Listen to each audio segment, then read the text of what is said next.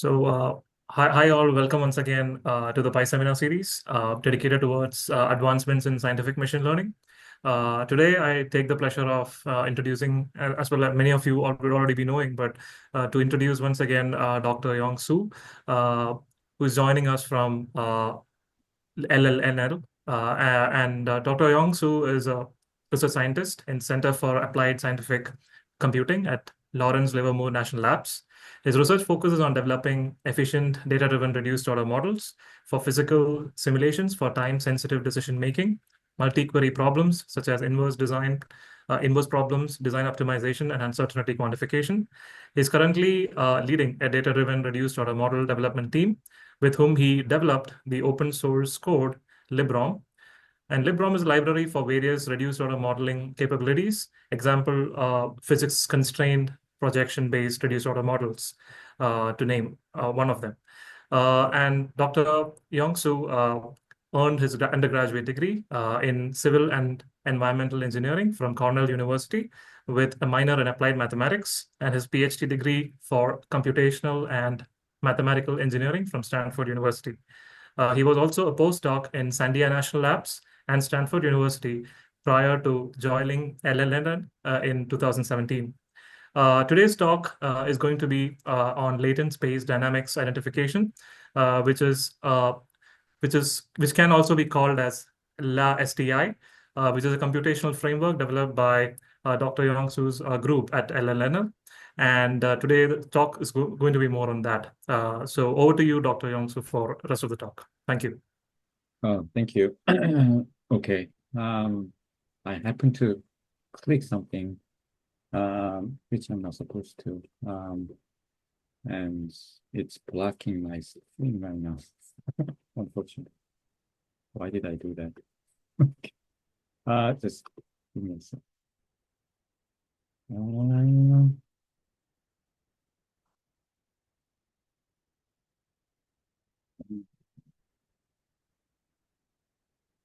All right.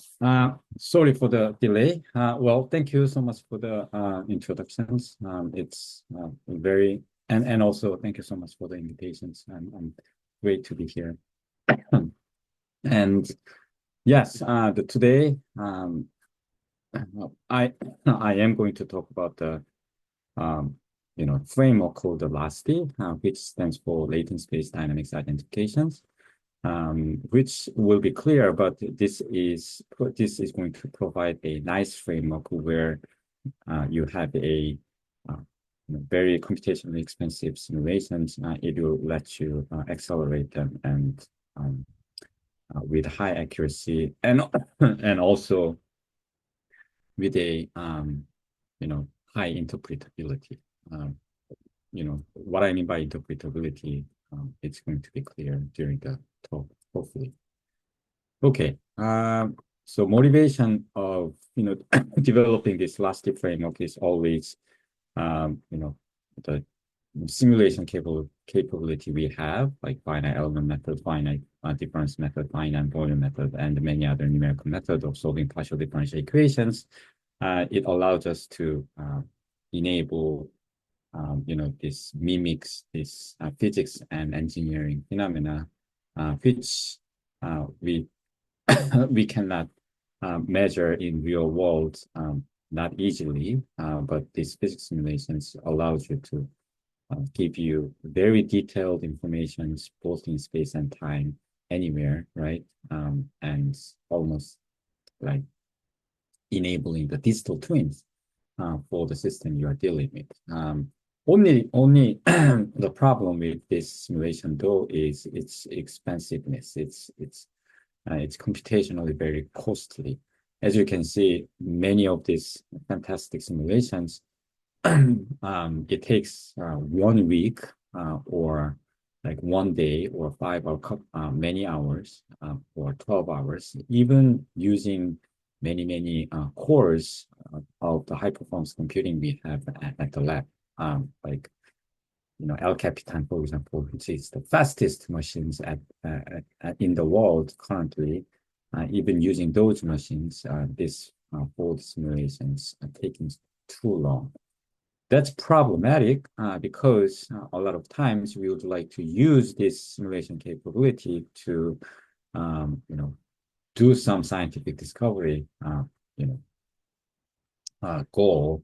For example, design optimizations or uncertainty quantification or optimal control or solving the inverse problem.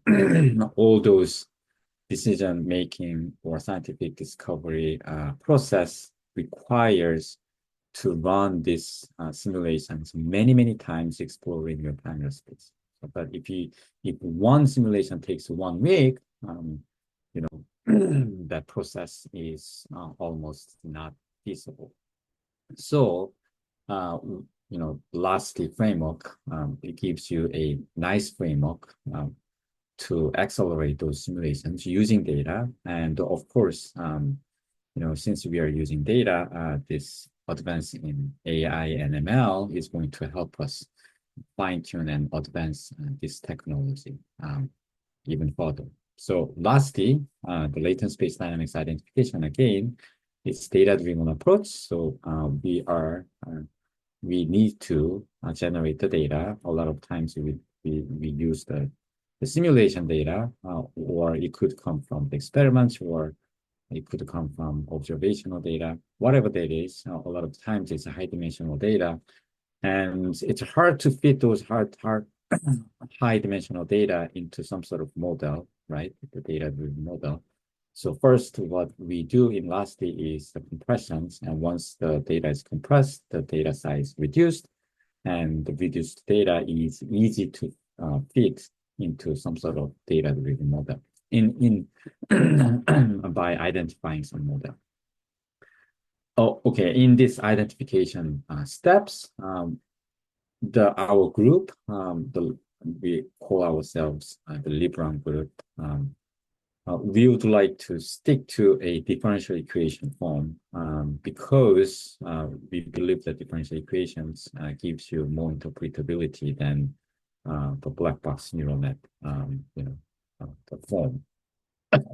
And then, in addition to that, once that differential equation is identified in the latent space, in the reduced space, we are going to parameterize that ordinary differential equation or partial differential equations in the latent space, so that once this data-driven model is trained, we do not have to go back to the full space and just input the new parameter, which was unseen during the training, and then solve these differential equations in the reduced space, which will be very fast and efficient, and get the solutions, and then project back to the full space and obtain the solutions in full space, the original space, very fast and efficient manner.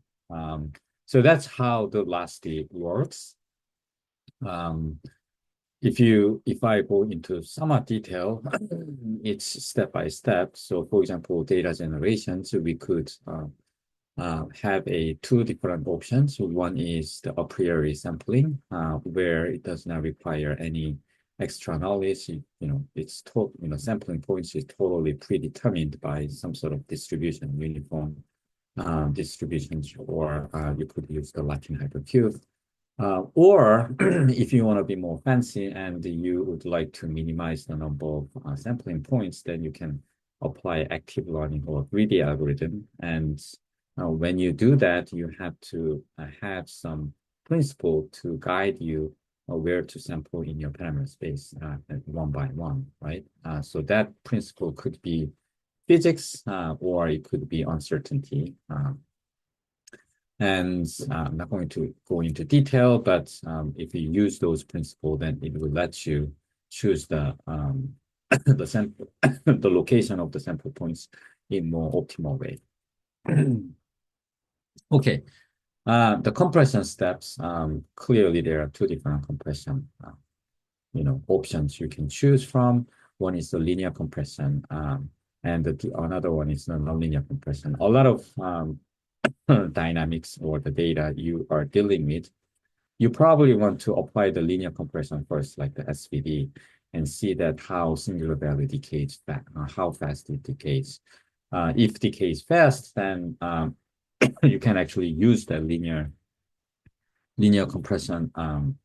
You can rely on that linear compression because those with a small number of the basis dimensions, you can actually capture many of the dynamics you are dealing with.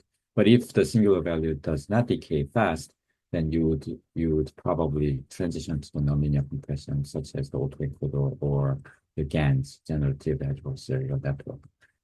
So that expressibility of those neural net representations is going to give you the much more compression than the linear compression. So in identification steps, there are three different ways of identifying differential equations. Yeah, The so first, just one yeah, yeah. how do we decide the dimension of the latent space?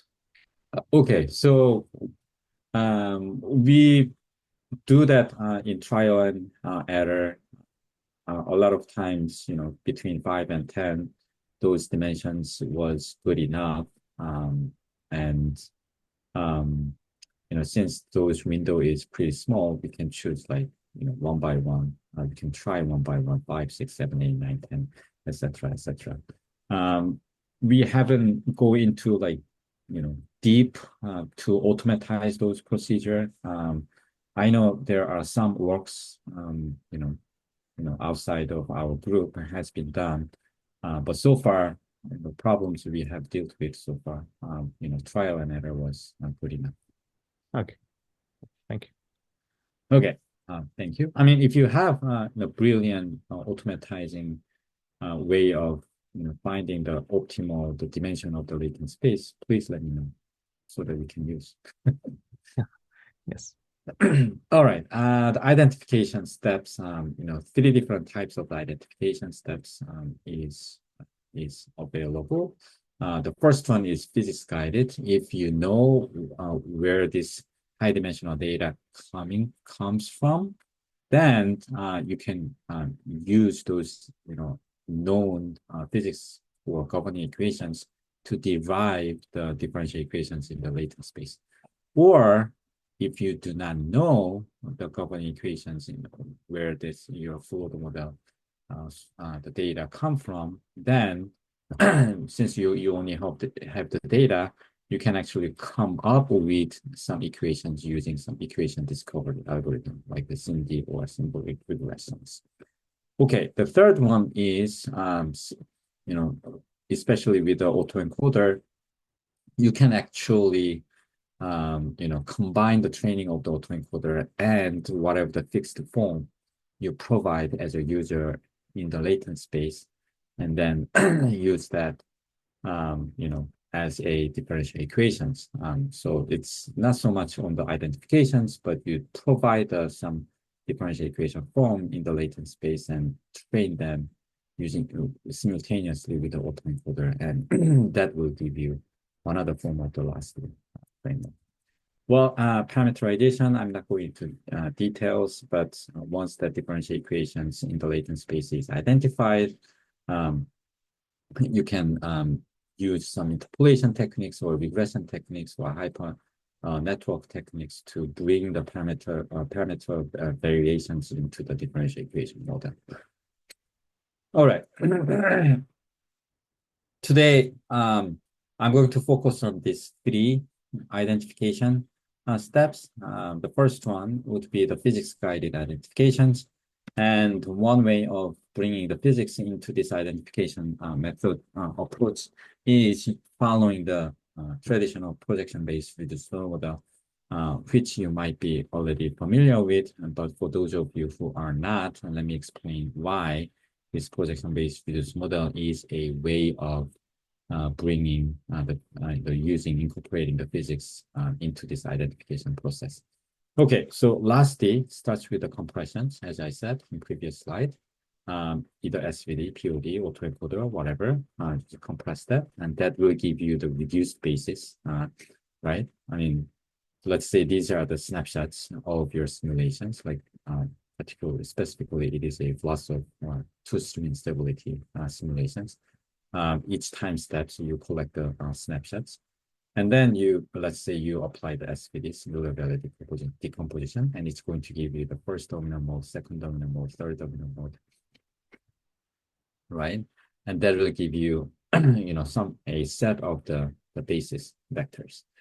And once you have these reduced basis representations, then you can go back to the governing equations where the original data come from. Let's say that governing equation can be expressed as a this semi-discretized version of the ordinary differential equations, right? I mean, it was originally partial differential equations, but after the spatial discretizations, it becomes the ordinary differential equations.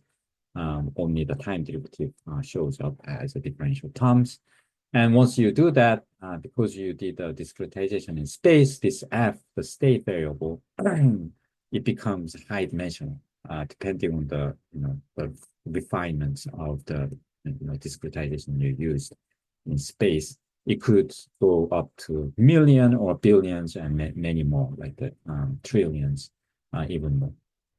And since we did the compression of that that high dimensional and represent that high dimensional with just few numbers of these basis vectors, what we can do is we can express the solution form state vector form as a linear combination of these reduced basis. Or if you have used the autoencoder, then you can replace this f with a decoder. Right, decoder is mapping latent space reduced dimension to the high dimensional space. So you could use instead of this phi times f hat, you could use d as a decoder, or an argument being f hat. F hat is the serve as a the generalized coordinates, whose dimension is very, very small.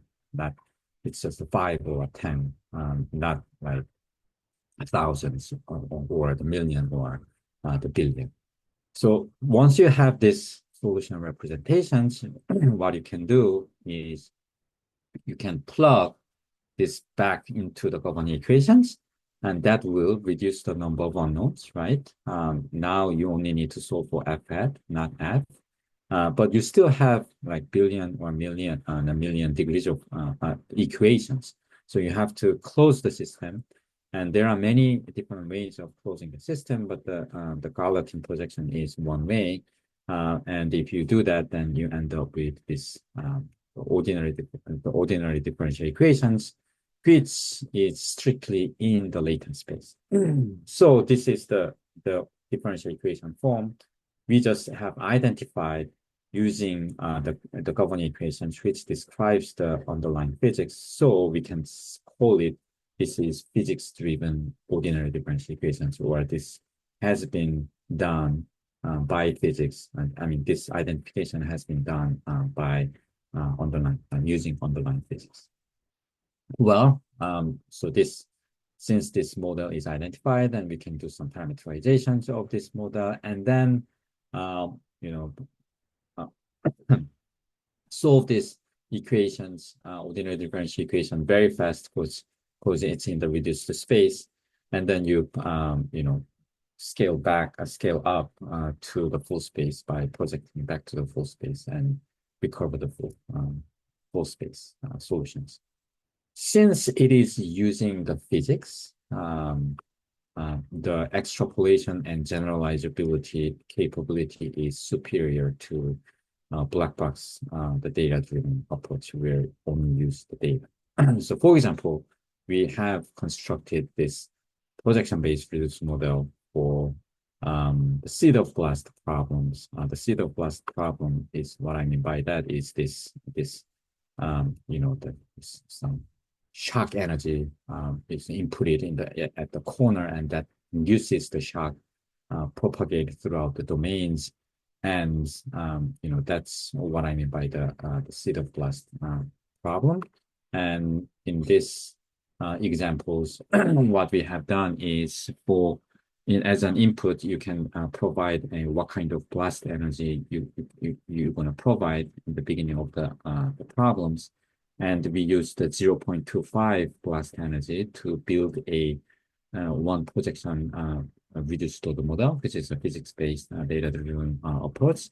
And then once that model is trained, we try to predict the solutions with a different blast energy, because it's a very nonlinear. It's hard to do so. However, because the physics was used to build those data-driven model, even if you go pretty far away from training data points 0.25, we can get relative error less than 1%, like I think pretty far. But if you use the black box approach, like if you use only the data approach, then if you go slightly outside of the training point, it's going to blow up, which makes sense because the data-driven model doesn't have any principle to guide those extrapolation results. So that's a great benefit this physics-based model brings you. And because of the power, many variants of this method is available. The space-time ROM is one of them, where not only the spatial degrees of freedom is reduced, but if you have many time steps in your simulations, if you're dealing with the time-dependent problems, you could reduce that time degrees of freedom by using some reduced basis representations in the time domain and come up with a space-time reduced model instead of just a space reduced model. And we have applied that to very notoriously known, the high dimensional problem, like the Boltzmann transport particle simulations, where you can see, the simulation here, which has like 10 billion degrees of freedom in space and time. And we were able to reduce that 10 billions to 10 degrees of freedom using space-time ROM, and were able to achieve speed of 2,700 and the relative error less than 1%, etc., etc. Okay, another the variants of the ROM we have developed as a group is the Lagrangian ROM, like this, the same examples we have seen, seed of blast, where here the mesh is moving with the fields, right? If there's a shock, the shock front is followed by this mesh, the movement. So in that framework, we had to introduce the ROM reduced order model for mesh deformations to not only the fields, the dynamics. So we have done that, and then we call it Lagrangian ROM, and we are able to get pretty good speed up and relative the accuracy also. So another the variant and powerful the physics-based data-driven model is instead of using the linear subspace solution representation, as I explained, you could use the nonlinear manifold ROM, right? And nonlinear manifold ROM is especially useful when you are dealing with the advection-dominated problems, because the SVD type of the compression is not going to be give you like the fast decaying the singular values, or the Kolmogorov width is not going to decay fast. So for that cases, you have to bring the nonlinear manifold reduced model, and using autoencoder, we are able to form those nonlinear manifold where the dynamics of our underlying solutions lies, and accelerate and using the physics and accelerate and accurately those advection-dominated problems. And particularly this variant is one of the the algorithms I'm very passionate about. Okay, another variant of the those physics-based the reduced model, or the physics-based data-driven approach, is so-called the component ROM, or the data-driven finite element method, which again I'm very passionate about. Okay, since I'm calling it data-driven finite element method, we should be able to make some analogy with the traditional finite element method. So in order to do so, let me go over briefly how the finite element method works. So as you probably know, the finite element method, it picks an element first, like let's say tetrahedral element, as depicted in this figure. And then next step is you assign some sort of polynomial basis, some basis, like the generic basis, in order to represent the solutions within this the element you have chosen. So the responsibility of this polynomial basis is to represent whatever the dynamics within these small scale elements. So that's what polynomial basis needs to do, throughout this finite element method process. And next step is, once you have polynomial basis and you pick the elements, you can glue them together just like the Lego block, and then form a computational domain. And once the computational domain is formed, you solve a partial differential equations, which describes your underlying physics or engineering problems. And that will give you the coefficient of the polynomial basis you have assigned in each element, and that will determine full fields everywhere in space and time. Very beautiful, very powerful. So this finite element method has been a D method. For example, our Lawrence Livermore Lab has been relying on heavily to enable those complex simulations I have shown in as of the first slide in this talk. Very powerful, but however, in order to increase the accuracy and in order to get a convergence behavior of that finite element method, since this polynomial basis is not particularly know about the underlying problem you're solving, you have to do a lot of H refinement and P refinement, to improve the accuracy. But by doing so, inevitably, what you are doing is you are increasing the problem size, and it easily becomes, introducing billion degrees of freedom, which, inevitably makes your computation or calculations very, very slow. That's why, individual simulation was taking weeks or the months just to finish. So in order to fix that, what I'm proposing to use is the data-driven basis, which knows about your underlying problems so that you can enlarge the problem size, and also you can solve many, the truly large scale problems and the longer time period very easily. So, for the data-driven basis, if you just follow the projection-based reduced model, it could be linear or nonlinear, as I have, keep talking about those two. Or you could come up with a functional representation using equation discovery algorithm like the SINDy or the symbolic regression to come up with a functional, form of this data-driven basis. That is also possible. But the key idea is like the fusion of the traditional finite method and the data. A lot of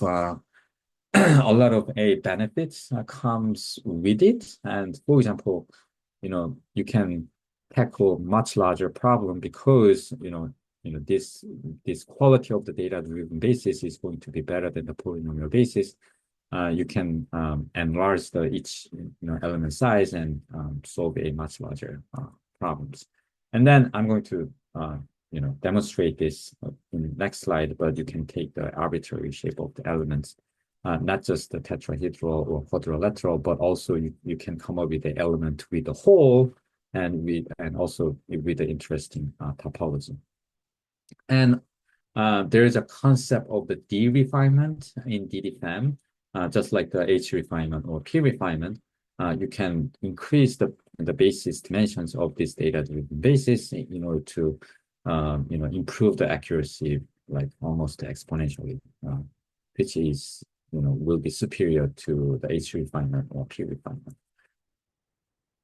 Okay, and advanced hyperreduction technique from the projection-based reduced model. Thanks to that, we can apply this DDFM to a nonlinear problem, no problem. That's no problem. Okay, again, physics plus data-driven, and we anticipate the better numerical stability conditions because the element size is bigger. We can take larger time steps if you are dealing with the explicit time integrator, for example. So we are expecting that it's going to give you a better stability conditions. on top of this benefit, even though I did not, lay out here, listed here, one of the, real benefit of this data-driven binomial method is overcoming those requirement of those data-driven ML methods encounters all the times. Usually when you build a surrogate model or neural operators or anything, what you are have to feed into the problem is high dimensional the data sets. But if you think about it, because this data-driven basis is the representation of small scale domain, right? Not the whole computational domain. What you need to do is you need to generate the data on those small scale, not the whole computational domain, which will be a lot cheaper than the solving your partial differential equation in whole domain. Solving the underlying partial differential equation in the smaller scale domain will be much cheaper, and you can actually generate the big data there. So with those big data, you can use machine learning or POD and any data-driven approach, and then come up with a data-driven basis. And so that will let you decrease the computational cost of the training. And once that basis is completed, it becomes generic again, and then it can be used any type of computational domain which can be made out of this these components, this elements, and then solve any kinds of problem, right? I mean, you could have two holes, one holes. You don't have to retrain those data-driven basis. You can just reuse any type of problem. So it lets you model big, although your train small. The training was small, but you can solve much larger problem, which is resolving a lot of machine learning people encountering. So which is another great features of this DDFM. Okay, so some demonstrations. We have successfully applied this DDFM approach to three different the categories. One is the linear static, the structure problem. Because it was so fast, we were able to achieve a speed up of 1,000. And another one is the Navier-Stokes, the problems at time independence, the porous media flow problems, where we choose the element to be the element with the circular hole, triangular hole, the star-shaped hole, and the square hole. See this the arbitrary shape of the element you can use that element, and we were able to obtain like scale-up effect of 256 with a great accuracy, like less than 1% relative error. And also we were able to apply this DDFM to the nonlinear dynamic problem, like the 2D buggers problems, where the flow is very advection dominated, and as you can see. So the training has been done in this smaller scale elements, and then we were able to concatenate to form a much larger problems with many more the shock, the propagations. And for this, we were able to achieve a speed up of 600, and again with a relative error 1%. I mean, when I say 1% relative error, pretty much it's identical to your full model. If you look at it in eyeball norm, you cannot distinguish the difference between those two in eyeball norm. So it's pretty good accuracy it is able to achieve. And if you think about it, this component, this data-driven FAM is actually enabling a extrapolation in space, because the data-driven basis you have constructed in only thing it knows is the dynamics in the small scale, but by concatenating as like the level block, you are actually doing the extrapolation in space, right?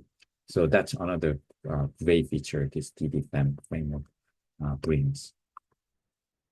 All right, the next identification method is equation discovery-based identifications. As I hinted you already, the SINDy, which stands for sparse identification of nonlinear dynamics, which was popularized this University of Washington folks, Steve Quantum, Proctor, and Kutz.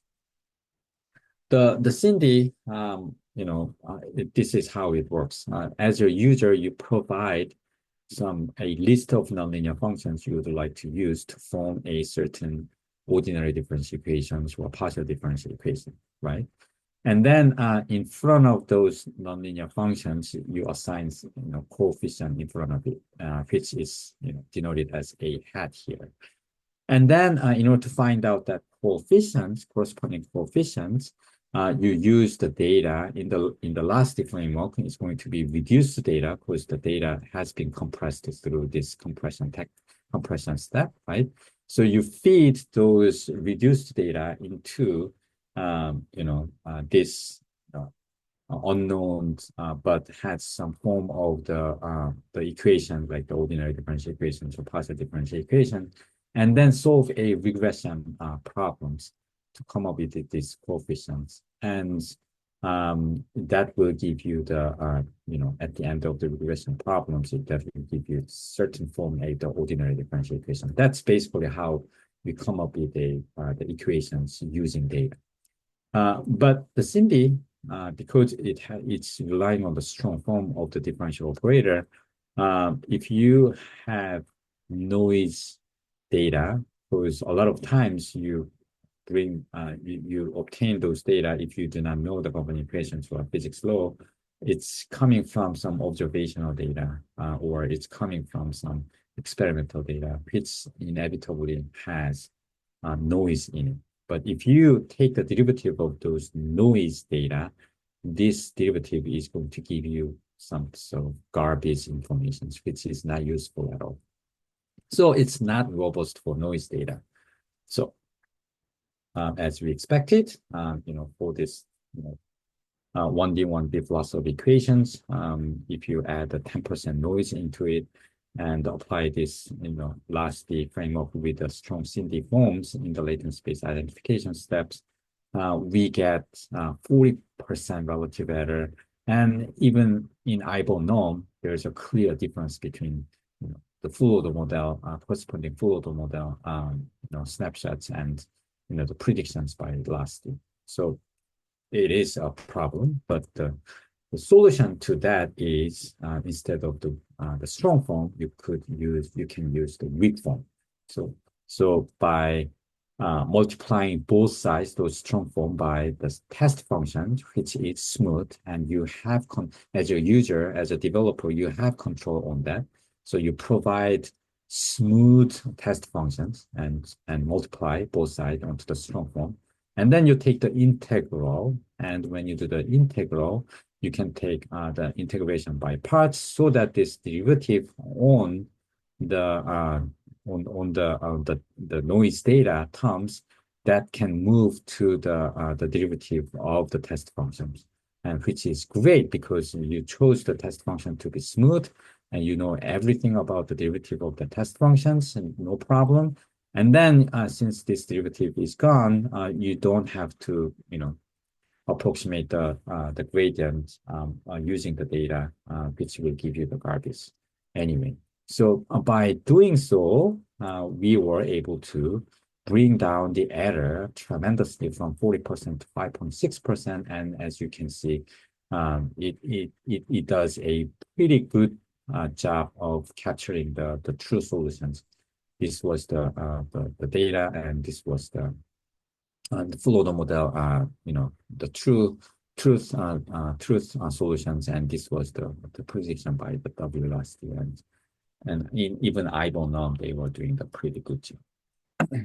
Okay, so let me move on to, this, the equation discovery algorithm is pretty much data driven. So we were able to quickly apply to many different applications.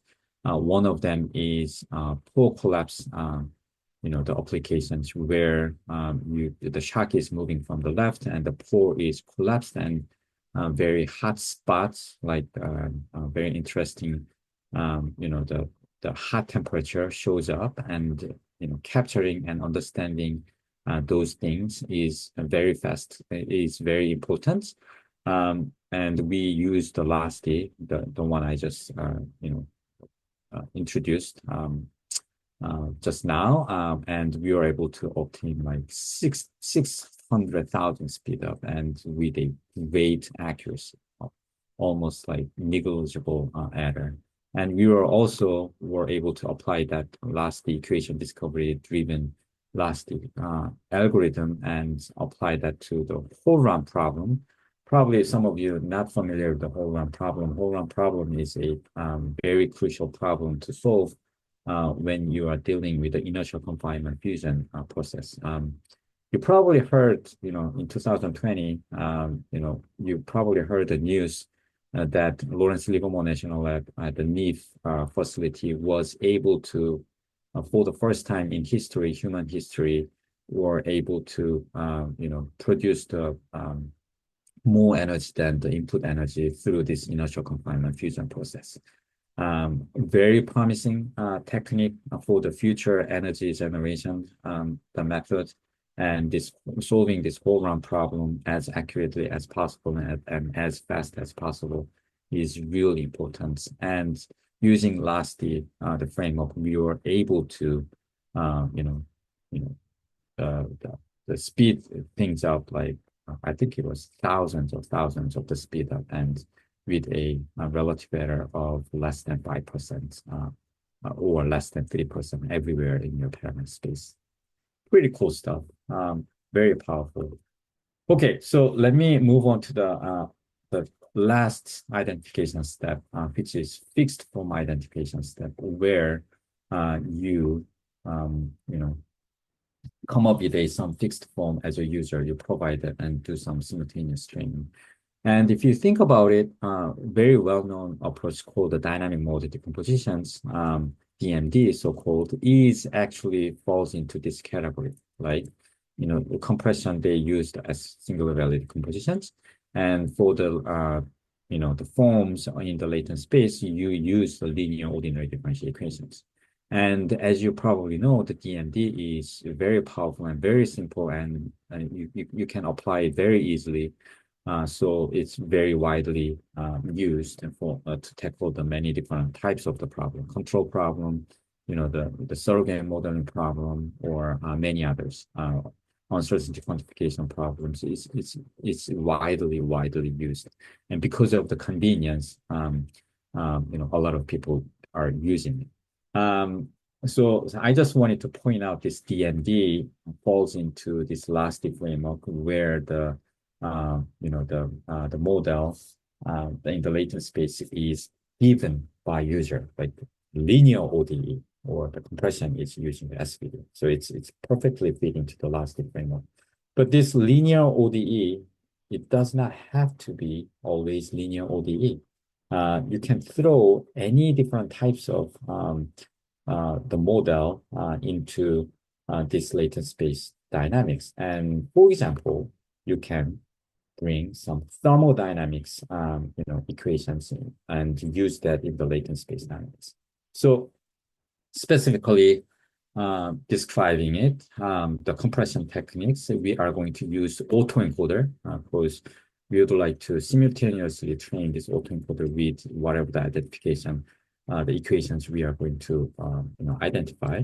But the form of the latent space dynamics equations, we are going to use the generic equation, which stands for the general equation for non-equilibrium reversible coupling formalism, which was originally came up with this two person in 1997. And nice thing about this generic formalism is that it has a two operator, L and M, like the Poisson matrix and friction matrix, and it deals with the two variables, E and S, like the energy variable E and the entropy variable S.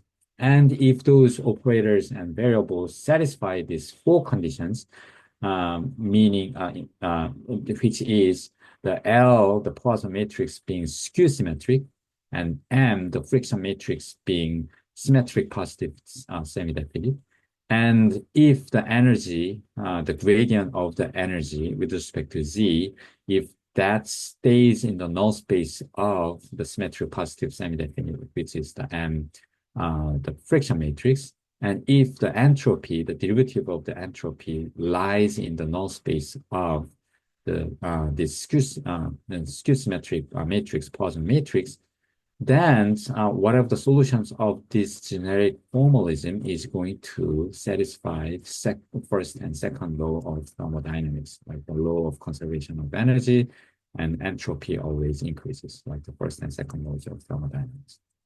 Very nice, has a very physical intuitions, and it improves the interpretability, a lot, and a lot of the actual physicists and scientists who works on the pure science loves this kind of the form.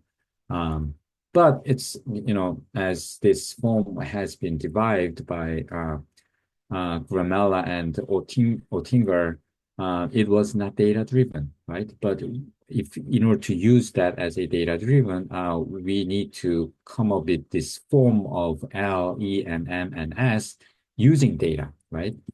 Thankfully, the folks from Brown University, Zhang Xin and Kanyadakis, they came up with this generic formalism informed neural network, so-called the GFINs, which makes, allows you to learn those operators and variable form with a neural net as a neural net representation using data. And by their GFIN mechanisms in the training, automatically and those 4 different neural network is going to satisfy these 4 conditions. And because this 4 condition is satisfied, whatever the solutions of this generic GFINs is going to satisfy the first and second law of thermodynamics. Awesome. All right. So let's see how it works. And, we apply this, the LLSD thermodynamics based latent space dynamics identification, or the framework to this parametric 1D Invist-Burgers equations. And, the energy, the first principle of thermodynamics is it implies that the energy is conservative. It's constant, right? Nothing interesting. But the entropy is changing. It has to increase in the latent space once it is trained on these Burgers equations. And we noticed that the entropy was increasing. Pretty good. So that satisfied the second law of thermodynamics. But how about the rate of the increase in the entropy? We noticed that in the beginning of the Burgers equations, it's quite slow, and then all of a sudden it increases. And we found that there is a correlation in what's happening in the full space. Like if you think about it, if you start the Burgers equations with this Gaussian looking non-zero disturbance, the initial conditions, and this this Burgers equation is going to skew and trend, move those disturbance to the right, and at some point it's going to form a shock. And when it is about to form a shock, the increase of the entropy was tremendously increased, and that has been captured as a latent variable in S. And the rate of the increase of the entropy was captured in the latent space. So this implies that once this LLSD is trained, in order to find out what's going on in the time domain for your full order model, whether the shock has been formed or not, you don't have to go back to the full space. You only need to solve this GFIN in the latent space, which will be very fast. And then that will give you many, many different physical insight about your full order model, the states, which can be completely induced by just looking at the latent space, the solutions, which is amazing. It increases, improve the interpretability and also the efficiency and the accuracy tremendously. Okay, this was just one example, the 1D Invist-Burgers equations. How about some sort of reverse process, like the diffusion process, the 1D heat equations, for example? If you do that, again, this entropy, we notice that it increases, satisfying the second law of thermodynamics. But if you, again, look at the rate of change in the entropy, we see that reversely, as we expected, it decreases and decreases, and eventually it almost converges to zero. So that naturally corresponds to what diffusion process is like in full space, right? I mean, the initial condition was this blue curve with Gaussian looking one and with a pretty, significant height. But as diffusion process goes on, those heights, decrease and decrease, and all those, the disturbance is level out, eventually becomes constant everywhere, and that's why this entropy rate of the increasing entropy, reaches the zero, and which makes totally sense in physical, right? So this T-elastic framework, I believe, demonstrates a more fundamental things than what I just described. So, for example, this enabled, the T-elastic enabled, whatever the data is, whatever that data, original data coming from, like it doesn't matter what physics is, what engineering is, and whatever that is, what kind of dynamics it is, it doesn't matter. This T-elastic is giving you a way of taking those data into thermodynamics and let you interpret how that the dynamics can be interpreted in terms of the energy and entropy, which is thermodynamics terms. That was very specific, to the thermodynamics, because as a user, as a developer, we use the thermodynamics and as the latent space dynamics model. But what if you use, instead of the thermodynamics, some other physics, like the Maxwell's equations, for example, or you could bring the Navier-Stokes equations in the latent space, or you could bring some other physics law, like equilibrium equations you would like to bring here with some chemical reactions or multi-scale reactions. But once you bring those equations into latent space, because there's an alternate for the type of compressions, that will, transform whatever the physics in the full space to the physics you have provided as equations. If it was Navier-Stokes equations, you are transforming whatever the physics into the fluid physics. If you are bringing the Maxwell's equations in the latent space, you are transforming whatever the physics into the electromagnetic, the physics. And as a physicist, once those model is trained, it will let those physicists and the scientists interpret whatever the data in terms of the physics you are familiar with. If you are more familiar with the computational, the fluid dynamics, and then you should be able to, interpret those whatever the dynamics is in terms of the fluid variables. If it is Maxwell's equations, then magnetic variables is going to be able to help you interpret your original data. So I do think this T-elastic is one specific examples of demonstrating the physics transformations. Okay, with that, let me end the talk. Today, I have introduced this framework called the Latent Space Dynamics Identifications.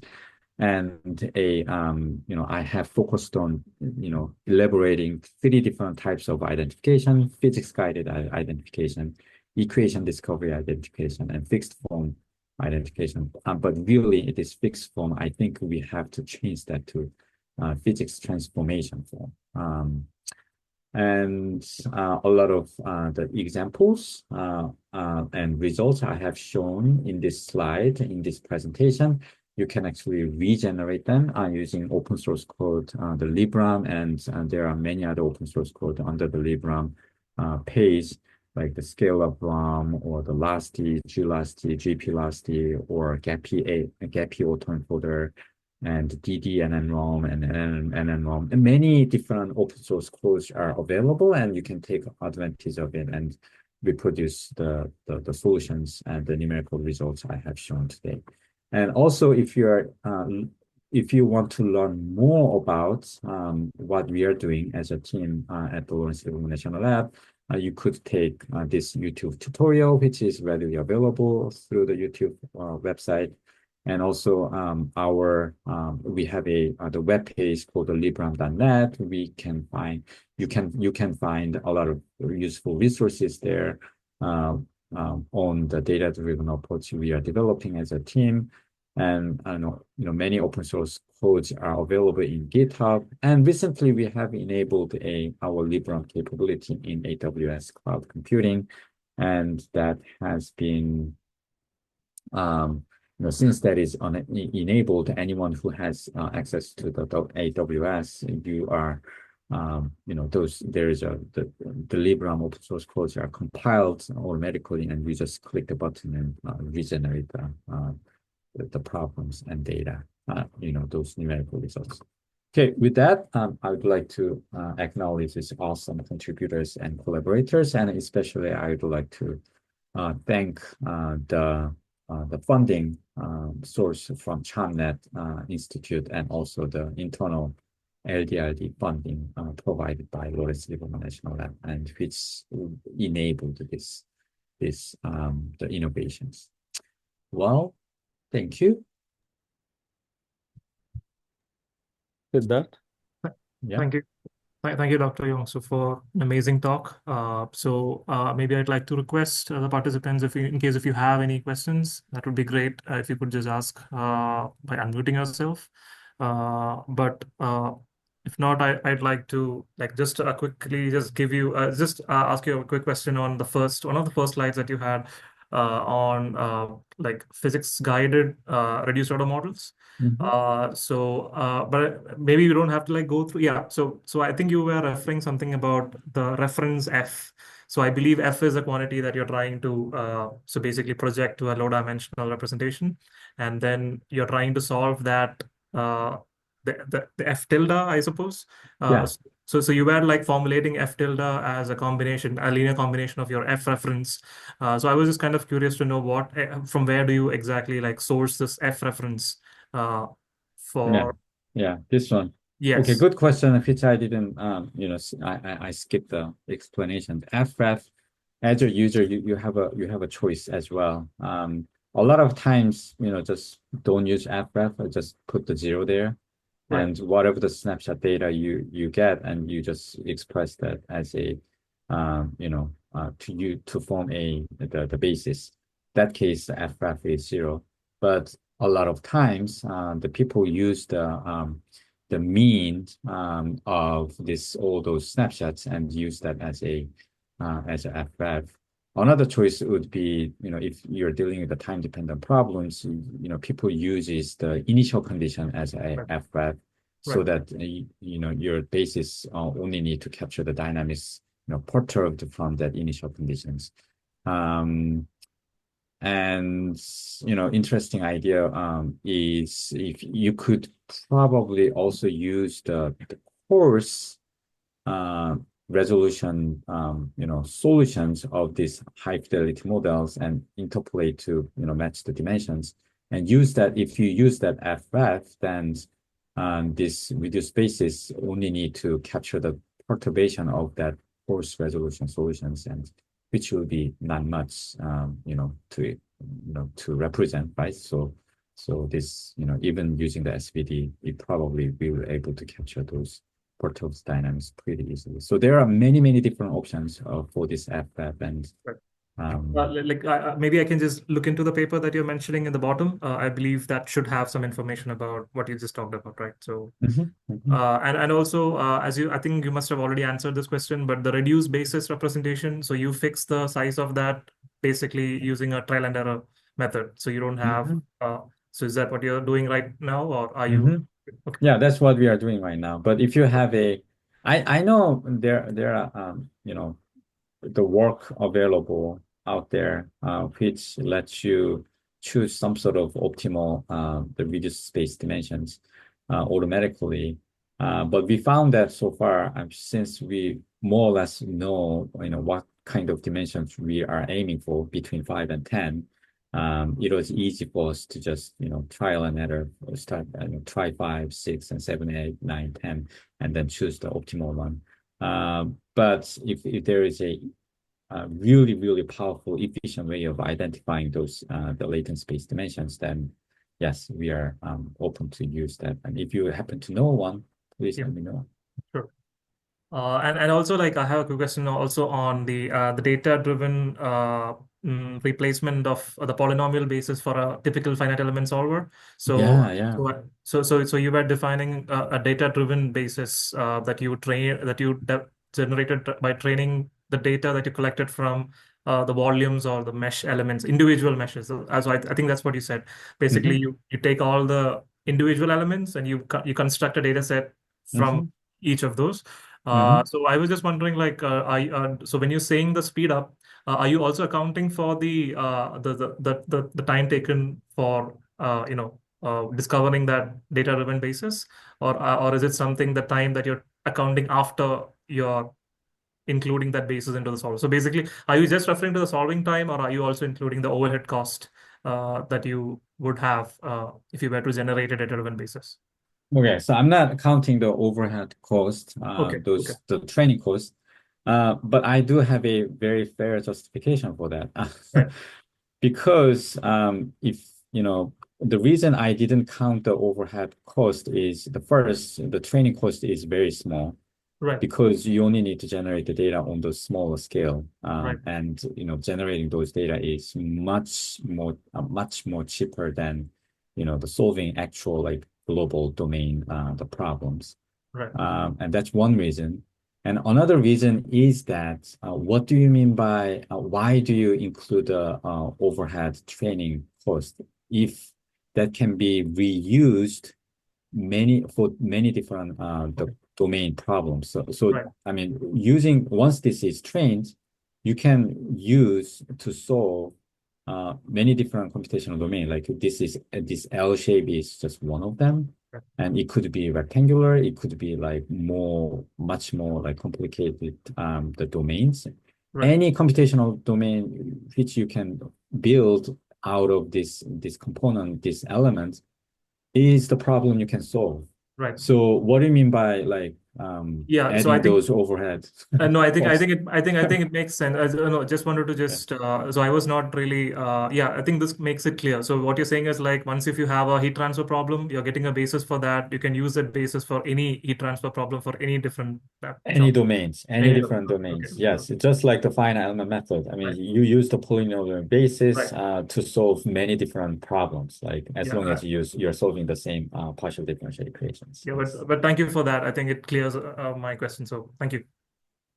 So Okay. So I think it's pretty much, I think you don't have many questions from the participants. So I think thank you once again for a great talk on a elaborate set of topics. So thank you. Thank you. Thank you for Thanks. yeah, it was very pleasant. Thank you so much. Thanks, Yangsu, for such a wonderful talk. Thank you.